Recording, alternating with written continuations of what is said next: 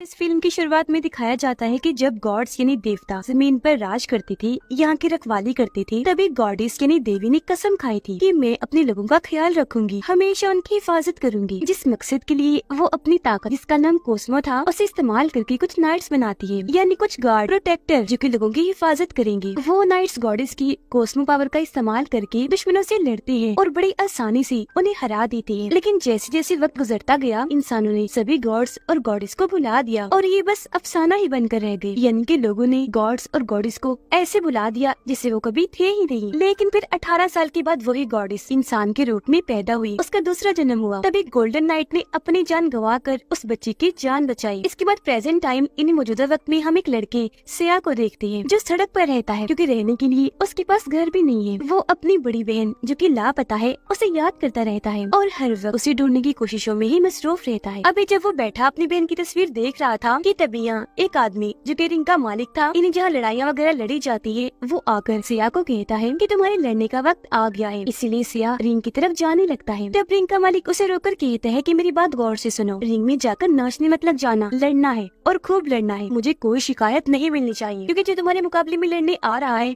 वो बहुत बहादुर है, ताकतवर है और इस लड़ाई की कोई असूल नहीं है। ये तब तक चलती रहती है जब तक कि आखिर में कोई हार नहीं मान लेता। लड़ाई में आखिर में जो कोई भी हारेगा उसका लड़ना हमेशा के लिए इस रिंग से बंद हो जाएगा। अब सिया और वो ताकतवर आदमी लड़ने के लिए एक दूसरे के आमने सामने आ जाते हैं, लेकिन वो दूसरा तो लड़ने के लिए इतना पुरजोश था कि वो हाथ से धकेल कर रेफरी को ही गिरा देता है, जिसके बाद ये दोनों लड़ने लगे। यहाँ सिया ठीक से लड़ ही नहीं रहा था, वो तो उसके मुक्कों और किक्स जब वो टांगों से मार रहा था उसे बस रोकने में लगा था। जैसे कि दूसरा आदमी ऊपर चढ़ के जैसे उसे मारने लगा, सिया पीछे हट गया। फिर जब सिया नीचे गिरा तो वो दूसरा इंसान बार बार उस पर किक्स कर रहा था, जिससे आसानी सिया बच रहा था। ये देखकर रिंग के मालिक को सिया पर बहुत गुस्सा आया, इसीलिए वो खुद रिंग में आकर घूमता है और काफी ऊपर जाकर दूसरे इंसान को एक जोरदार किक मारता है, जिससे वो दूर जाके गिरता है। और अब बारी थी सिया की। उसे देखकर सिया पीछे हटने लगता है। तब रिंग का मालिक उसे पकड़कर गर्दन पर कई बार मुक्के मारता है, फिर उठकर जोरदार किक मारता है, जिससे सिया दूर जाके गिरता है। अब सिया जैसे उस पर वार करने आया, रिंग के मालिक ने उसे बच्चों की तरह पकड़ के दूर उठा के मारा। उसे इस तरह मार कर रिंग का मालिक सजा दे रहा था कि तुमने अपने बॉस की बात नहीं मानी, हालांकि मैंने तुम्हें लड़ने को कहा था। फिर जाली के साथ लगाकर उसे बार बार मुक्के मारता है, कहने लगा सिया लड़ो मुझसे, लड़ो, मैंने तुम्हें कहा था कि उससे लड़ना है पर तुम नहीं लड़े, तो अब लड़ो, यहाँ मुझसे लड़ो। लेकिन सिया में इतनी हिम्मत नहीं थी कि वो लड़ पाता, क्योंकि जख्मी हो गया था। इसे देखकर वहाँ के लोग रिंग के मालिक के लिए नारे लगाने लगते हैं। अब सिया यहाँ होश में आने की कोशिश करने लगा, जहाँ तभी उसे अपनी बहन का ख्याल आने लगा। वो जैसे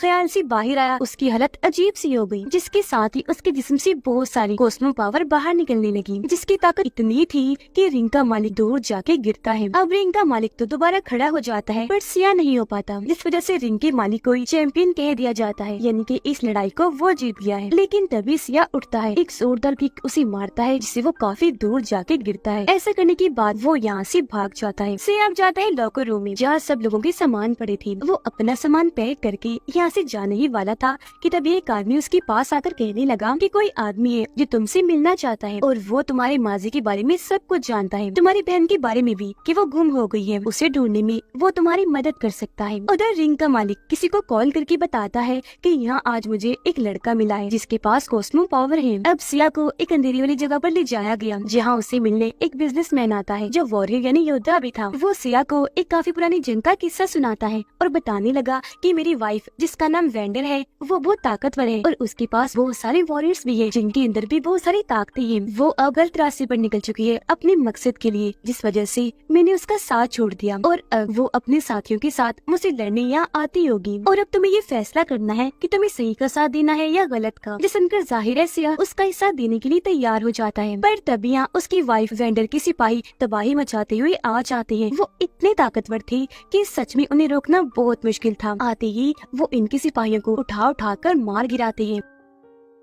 हालांकि ये लोग भी उनका सामना करते हैं, उन्हें रोकने की कोशिश की जाती है, पर वो बहुत ताकतवर थी। सब सिपाहियों को ढेर करने के बाद अब वो सिया और उस वॉरियर वेंडर के हस्बैंड के पीछे पड़ जाते हैं। तो वो दोनों जल्दी से अपनी जान बचाने के लिए वहाँ से भाग गई। वेंडर की सिपाही उनका पीछा कर रही थी, लेकिन तभी सामने से एक आदमी जो पायलट था वो आकर इनकी जान बचाता है। जो सिपाही इनके पीछे पड़े थे वो उनको शूट करके इन्हें गाड़ी में बैठा लेता है और ये लोग यहाँ से निकलने लगते हैं। अब इन्हें लग रहा था कि हम बच गए, लेकिन दुश्मन अभी भी इनके पीछे पड़े हुए थे। इन पर लगातार बॉम्ब गोलीबारी की जा रही थी, लेकिन जब इनसे कुछ नहीं होता तो इन लोगों पर मिसाइल्स का हमला किया जाता है इनको रोकने के लिए, ताकि सिया को पकड़ा जा सके, क्योंकि इन दुश्मन लोगों का टारगेट वही था। उसे पकड़ने की वजह ये थी कि उस दिन कॉस्मो पावर को उसके अंदर से निकलते देखा गया। अब ये लोग बचते बचाते एक सुरंग में आ जाते हैं, जहाँ जाने से रोकने के लिए भी इन पर गोलीबारी की जाती है, बड़े से मिसाइल से हमला किया जाता है, लेकिन ये जैसी तैसी वहाँ से बच निकलते हैं। अब सिया को कुछ समझ नहीं आ रही थी कि यहाँ क्या हो रहा है, उसे जानना था, इसीलिए वो इस बारे में वेंडर के हस्बैंड से पूछता है। तो वो अपने पायलट साथी को कहता है कि इस लड़के को बेहोश कर दो। जैसे सिया को बेहोश किया जाता है, उसे ख्याल आया जिसमें वो अपनी बहन को देखता है कि जब सिया छोटा बच्चा था तब उसकी बहन उसे अलमारी में छुपा रही होती है और उसे कहती है कि कुछ भी हो जाए यहाँ से बाहर मत निकलना। वो जैसे अलमारी का दरवाजा बंद करने लगी, वहाँ धमाका हुआ और अलमारी का दरवाजा झटके से खुद ही बंद हो गया, जिसके बाद बहुत सारे सिपाही अंदर आए, उनके पास बहुत सारे बॉम्ब थे और वो सिया की बहन को पकड़कर अपने साथ ले जाते हैं। यहाँ सिया ने वेंडर को भी देख लिया था और अब उसे जैसे होश आई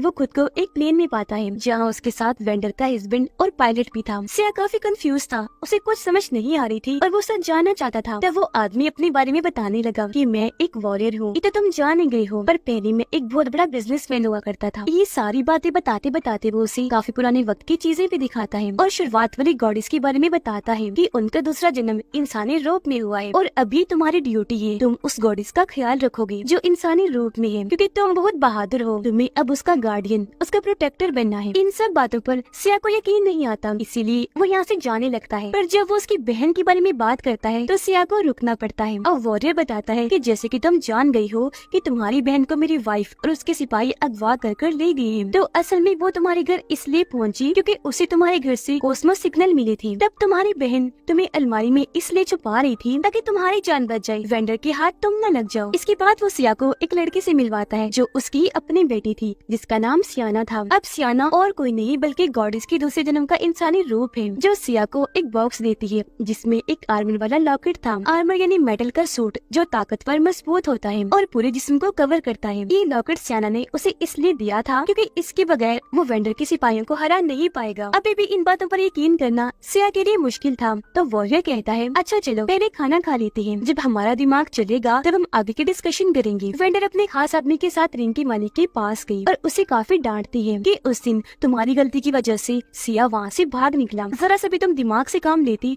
तो आज वो हमारे पास होता। अब सिया सियाना और उसके डैड यानी वॉरियर टेबल पर बैठकर खाना खा रहे थे। यहाँ सियाना सिया से काफी मुतासिर होती है कि ये कैसे पूरा चम्मच खाने का भर भर के खाता है, बहुत अच्छे से खाता है, जरा सा भी खाना जाया नहीं करता। जिस पर सिया कहता है कि हाँ ऐसा ही है, हम सड़क पर रहने वाले लोगों को जब भी खाना मिलता है तो हम ऐसे पेट भर के खाते हैं, क्योंकि हमें नहीं पता होता कि अगली बार खाना कब मिलेगा। तभी यहाँ पायलट आ गया जो वॉरियर को किसी काम से बाहर ले जाता है और सिया और सियाना बात करने लगती है। सिया उसे पूछता है हाँ बताओ तुम कैसा महसूस कर रही हो, क्योंकि तुम तो एक गॉडेस हो ना। इस पर वो कहती है कि नहीं फिलहाल मैं नहीं हूँ, लेकिन वक्त आने पर मैं गॉडेस बन जाऊंगी। मगर ये बात मुझे बहुत परेशान करती है। वो ये बातें बता ही रही थी कि तभी उसकी हालत खराब होने लगी, क्योंकि उसकी पावर कंट्रोल से बाहर हो रही थी। उसके अंदर से भी पर्पल रंग की कॉस्मो पावर निकलने लगती है और आसपास का सब कुछ काला पड़ जाता है। वहाँ अंधेरा छा गया, जिसमें इस तरह के बदलाव होने से सियाना को बहुत तकलीफ हो रही थी। इतनी देर में सियाना के डैड पायलट और कुछ सिपाही अंदर आए। सिपाही उसकी ताकत को बर्दाश्त नहीं कर पाए, दूर दूर जाके गिरते हैं।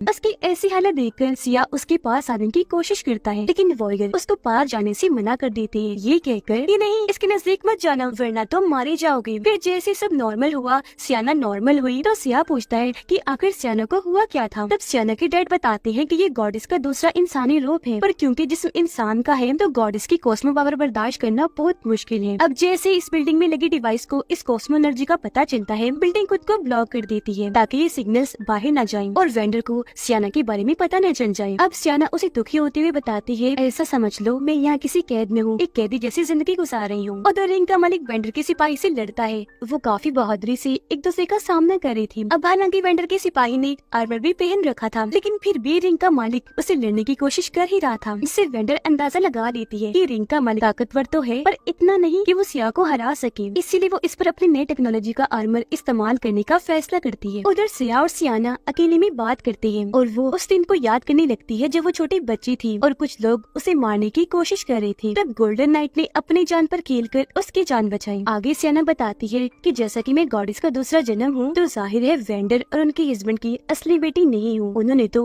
मुझे बस गोद लिया था, लेकिन जो मेरी मोम थी वो तो हर वक्त अपने मकसद को पाने के लिए अपनी टेक्नोलॉजी में लगी रही, जबकि उनके हस्बैंड ने सारी जिंदगी बाप बनकर मेरा ख्याल रखा। यह सिया बताता है कि मेरी बहन भी बहुत बहादुर है, वो हमेशा मेरा ख्याल रखती थी। इसके बाद ये दोनों अपने अपने ख्यालों के बारे में भी बात करते हैं जो इनको आया करती थी, जिसके बाद सिया फैसला करता है कि एक अच्छा नाइट बनने के लिए अब मैं सिल्वर नाइट से ट्रेनिंग लूंगा। इससे मैं अपने कॉस्मो पावर को भी समझ लूंगा और अपनी बहन को भी ढूंढ लूंगा। रात में वेंडर का खास आदमी उसे पूछता है कि आखिर आपने नई टेक्नोलॉजी का इस्तेमाल करने का फैसला क्यों किया और वो भी रिंग के मालिक पर। तो वेंडर जवाब देती है कि हाँ, ये टेक्नोलॉजी इस्तेमाल करना जरूरी है क्योंकि इसके बगैर हम सिया को न ढूंढ पाएंगे और न ही लड़ पाएंगे। इसी के जरिए हमें पता लग सकता है कि वो लोग कहाँ हैं, और क्योंकि ये काम रिस्की है इसलिए मैंने रिंग के मालिक को चुना। अगली सुबह सिया अपनी ट्रेनिंग के लिए निकलने वाला होता है, जहाँ सियाना उसे बहुत सारा खाना देती है। इस दौरान दोनों एक दूसरे को बड़े गौर से देखते हैं। ऐसा लग रहा था कि दोनों को प्यार हो गया है। तो जब सिया प्लेन में आकर बैठता है तो पायलट उसे समझाता है कि ज्यादा उम्मीदें मत लगाना, कुछ हासिल नहीं होगा क्योंकि गॉडेस का कोई दोस्त नहीं होता, वो किसी से प्यार नहीं कर सकती। इससे सियाना के डैड को भी काफी हैरानी होती है, इसीलिए वो उसे पूछती है कि बेटा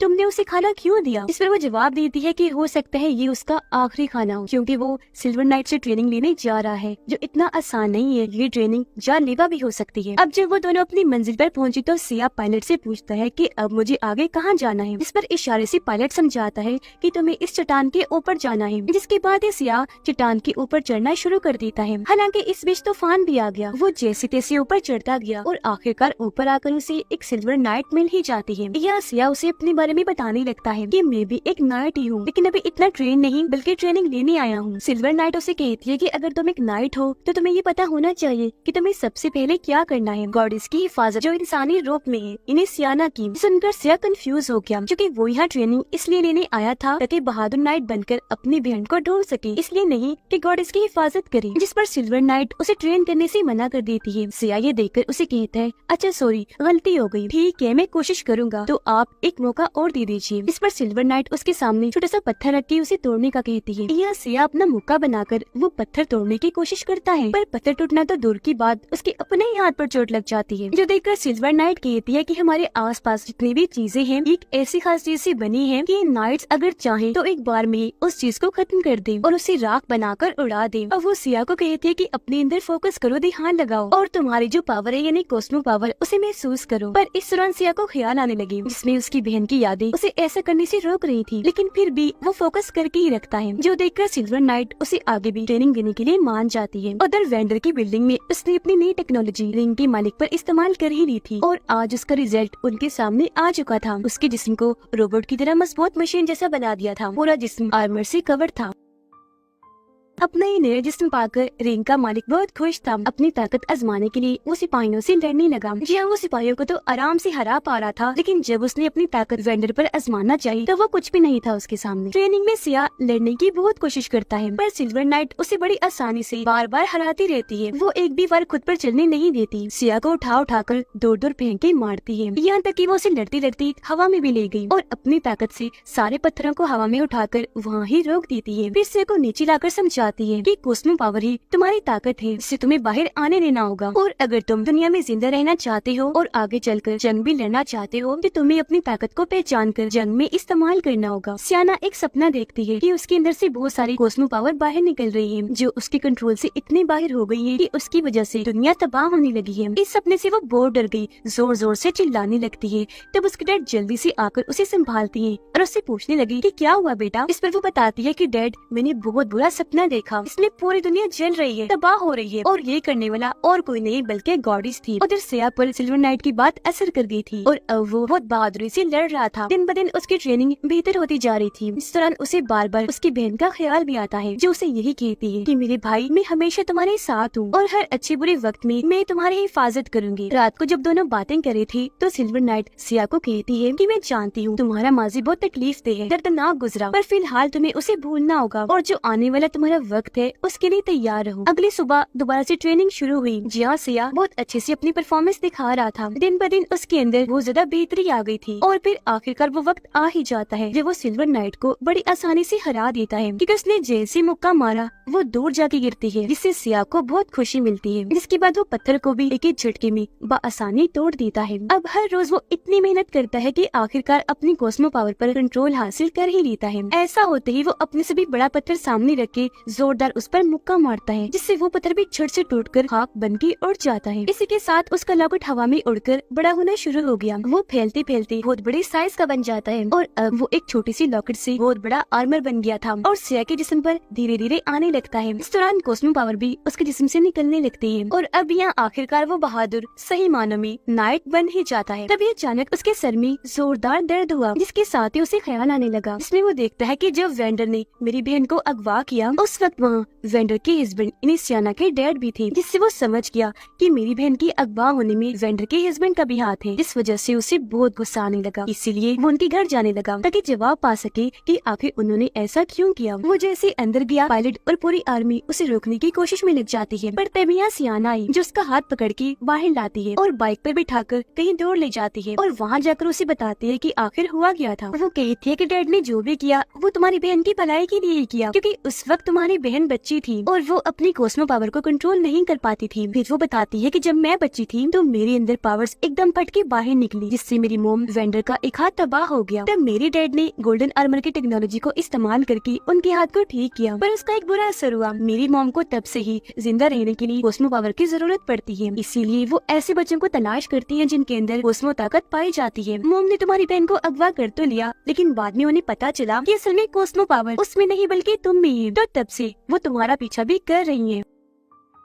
अब हालांकि ये बात सामने आ गई थी कि तुम्हारी बहन में कॉस्मो पावर नहीं है, पर उसे छोड़ने की बजाय अपनी हिफाजत में रखा गया क्योंकि उसकी जान को खतरा था। दरअसल सबको लग रहा था कि वो कुछ छुपा रही है और वो जो छुपा रही थी वो और कुछ नहीं बल्कि तुम थे सिया। अब मेरी मोम को पता चल गया था कि गॉडेस का दूसरा जन्म हो गया है, इसलिए मेरे डैड ने केयर किए गए सभी बच्चों को आजाद कर दिया। इसमें तुम्हारी बहन भी शामिल है, क्योंकि वो जानते थे कि गॉडेस की जो कॉस्मो पावर है वो मेरी मोम के लिए काफी होगी। पायलट आकर सियाना के डैड को बताता है कि आपकी वाइफ वेंडर अपनी पूरी फौज लेकर हमारी तरफ आ रही है। तो वो कहती है कि मैं अकेला यहाँ रुकूंगा, बाकी सब लोग चले जाएं। सियाना उसे कहती है कि मुझसे वादा करो, अगर मैंने अपना कंट्रोल खो दिया तो तुम मुझे रोकोगी। वो ये बातें कर ही रही थी कि तभी वेंडर की जहाज आने लगती है, इसलिए इन्हें यहाँ से भागना पड़ता है। पर सियाना अपने डैड को अकेला छोड़ के जाना नहीं चाहती थी, इसलिए वो वापस अपने घर जाने लगी, जहाँ पर एक धमाका हुआ और वेंडर के सिपाही अंदर घुसना शुरू हो जाते हैं। आते ही वो यहाँ के सभी गार्ड्स पर आसानी से हमला करके उन्हें मार गिराती है और उनकी पूरी सिक्योरिटी को भी तोड़ के रख देती है। पायलट जो प्लेन की तरफ बढ़ने लगा कि तभी उसके सामने भी सिपाही आकर उसे रोकने लगते हैं और यहाँ इनके बीच भी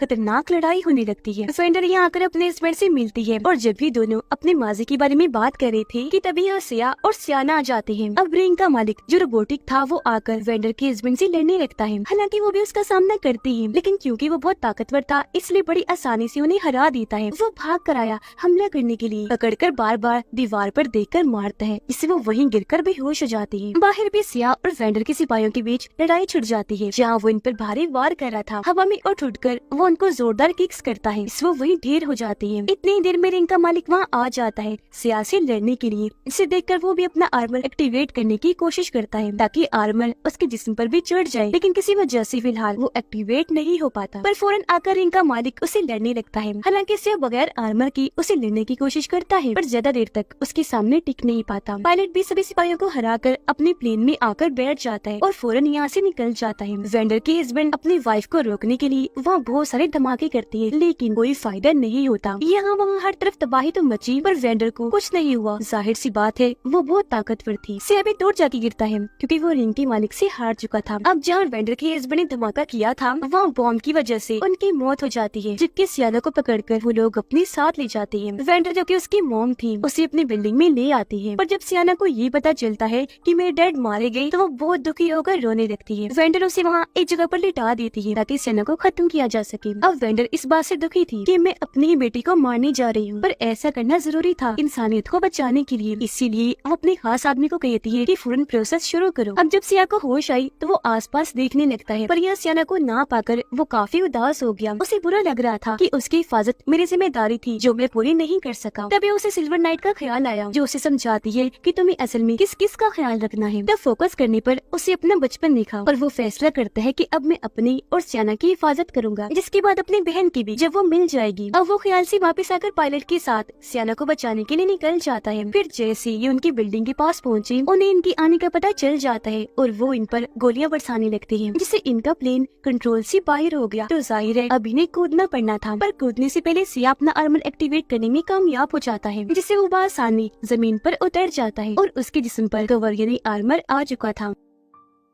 अब बहादुर नाइट बनकर वो सब करता है जो उसे करना चाहिए था। उसे देखते ही सिपाही मारने के लिए आगे बढ़े, पर वो बड़ी आसानी से सभी को मार गिराता है। एक ही साथ में वो 2 सिपाहियों को ढेर कर देता है, जिसके बाद उसकी लड़ाई हुई रिंग के मालिक के साथ। वो उसे इतना बुरा मारता है कि उसके जिस्म की बहुत सारे हिस्से खराब करके रख देता है। फिर उसे नीचे गिरा के मारता है, जिससे वो इस लड़ाई में हार गया। और अब जैसे सियाना को मारने का प्रोसेस शुरू हुआ, वेंडर को लगता है कि ये मैं गलत कर रही हूँ, इसीलिए वो अपने आदमी को कहती है कि जल्दी से इस प्रोसेस को बंद करे, लेकिन वो इस चीज के लिए साफ साफ मना कर देता है। तब वेंडर अपने सिपाहियों को हुक्म देती है कि इसे रोको, पर उसका साथी यहाँ अपना असली रूप सामने लाता है। रूप बदलकर वो एक नाइट बन जाता है, क्योंकि उसके जिस्म पर भी आर्मर आ चुका था। वो अपने सामने आने वाले सिपाहियों को एक ही झटके में अपनी ताकत से मार गिराता है। पता चला कि वो पहले अच्छा हुआ करता था और बहुत पावरफुल भी, लेकिन बाद में शैतानों ने उसे कमजोर कर दिया। इसके बाद वो बड़ी आसानी से बाकी सोल्जर्स को भी मार गिराता है। उसे देखकर वेंडर अपनी पावर्स को एक्टिवेट करने की कोशिश करती है और उसका सामना करने के लिए आगे बढ़ती है, पर वो उसे उठाकर दूर फेंक के मारता है, क्योंकि उसकी ताकतों के आगे वेंडर कुछ भी नहीं थी और वो उसे आसानी से हरा देता है। वो अपनी खतरनाक ताकतों से वेंडर को खत्म कर ही देता कि तभी यहाँ सिया आकर उसे मारकर ऐसा करने से रोक देता है, जिसके बाद इन दोनों की जबरदस्त लड़ाई छिड़ जाती है और अभी लड़ते लड़ते बिल्डिंग की छत पर आ गई। दोनों के जिस्मों से कॉस्मो पावर निकल रही थी और एक दूसरे को बराबर की टक्कर दे रही थी। जोरदार बार बार वार किया जा रहा था। वो इतनी ताकतवर थे कि आसपास की बिल्डिंग्स उनकी वार से टूटती जा रही थी। ये दोनों एक दूसरे को किक्स मार रही थी, हवा में उड़कर वापस आकर जोरदार वार कर रही थी और एक दूसरे को जबरदस्त टक्कर देती है। इनके ऐसे जोर से लड़ने की वजह से वहाँ धमाका भी हो जाता है। इससे इन दोनों को तो कुछ नहीं होता, पर वहाँ तबाही मच गई। उधर वेंडर उठी और अपनी बची हुई पावर्स का इस्तेमाल करके इस प्रोसेस को बंद कर देती है। जहाँ इसी बीच सियाना भी अपनी जगह से उठकर खड़ी हुई। वो हवा में तैर रही थी क्योंकि उसके जिस्म से गॉडेस बाहर आ रही थी। ये देखकर एक नाइट उसे रोकने की कोशिश करता है, लेकिन वो उसे उठाकर काफी दूर फेंक के मारती है। अपनी ताकतों से सियाना सिया से राब्ता करती है और उसे उसका वादा याद करवाती है कि जब उसने कहा था चाहे कुछ भी हो जाए, लेकिन अगर वो कंट्रोल से बाहर हो गई तो सिया आकर उसे रोकेगा। तब सिया वहाँ आकर बड़ी हिम्मत करके उसके पास जाता है, कहने लगा कि अगर हम चाहें तो अपनी किस्मत खुद बदल सकते हैं। ये सुनने के बाद सियाना जज्बाती होकर रोने लगी। किसी तरह खुद पर काबू पा लेती है और गॉडेस को बाहर आने से रोक लेती है। फिर जैसे सब नॉर्मल हुआ, आसपास का सब कुछ तबाह हो चुका था। यहाँ सियाना को गोद में लेकर होश में आने में मदद करता है। अब सियाना होश में आने के बाद अपनी मोम वेंडर से मिलने जाती है, जहाँ वेंडर उससे माफी मांगती है कि मेरी बेटी मुझे माफ कर देना, मैंने तुम पर भरोसा नहीं किया। सियाना अपनी मोम को माफ कर देती है और अपनी ताकतों से अपनी मोम का हाथ बिल्कुल ठीक कर देती है। मतलब अब उसकी मोम हमेशा ठीक रहेंगी, यानी जिंदा रहने के लिए अब उन्हें कॉस्मो पावर वाले बच्चों की जरूरत नहीं पड़ेगी। यहाँ ये बात सामने आई कि अब सियाना अपनी पावर को कंट्रोल कर सकती है, जिससे दोनों माँ बेटी बहुत खुश हो जाती है। अब वो दोनों जब अकेले बैठे थे तो सिया को समझ आ गई थी कि गॉडेस को जगाने से बहुत सारे पुराने गॉड्स का ध्यान भी हमारी तरफ आ जाएगा, और क्योंकि वो खतरनाक हैं तो उनसे लड़ने के लिए हमें और भी नाइट्स ढूंढने होंगे और उन्हें ट्रेन करके पावरफुल बनाना होगा। पर सबसे पहले अब जो आखिरी काम रह गया था वो करना था, यानी सिया की बहन को ढूंढना, जिसके बाद वो अपना ये मिशन भी पूरा कर लेंगी और जंग के लिए बिल्कुल तैयार हो जाएंगी। और इसी के साथ ये फिल्म इधर ही खत्म हो जाती है।